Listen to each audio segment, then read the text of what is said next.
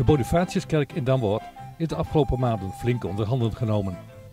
De laatste klus was het kruis en de vergulde haan weer op de toren te zetten.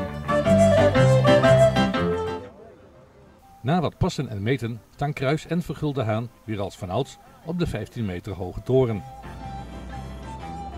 De vorige restauratie dateert alweer van 50 jaar geleden. Hij wie er net meer onta, maar hij wie er wel onta. En nu met deze regeling dat wij nog een subsidie krijgen kunnen van de kosten, dan ben wij nog hebben betocht dat moet nou wezen. Nou, de kerk is van binnen verven, finaal van binnen verven.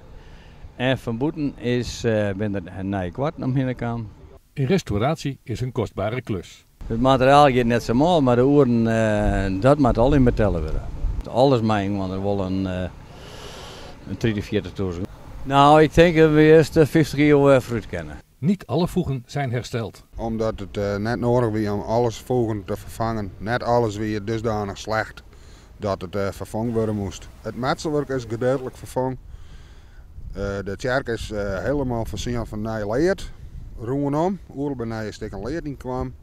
Het kruis van de kerk is opnieuw behandeld. De ankers zijn opnieuw behandeld. En de wonen is weer opnieuw goud verguld en restaureerd. De kerk is van 1100, de toer van 1200. En wie had het, zoals het toen uitvoerd, is nu ook weer uitvoerd. Boven de klok is een koperen gootje aangebracht. Om de klok te beschermen in het Rijnwater. Omdat de toer geen water bevat, drupt het Rijnwater op de klok. En ja, goed, dat is ook van koper. En dat kan net leiden dat er water opvalt. En zo hebben we de klok wat te beschermen.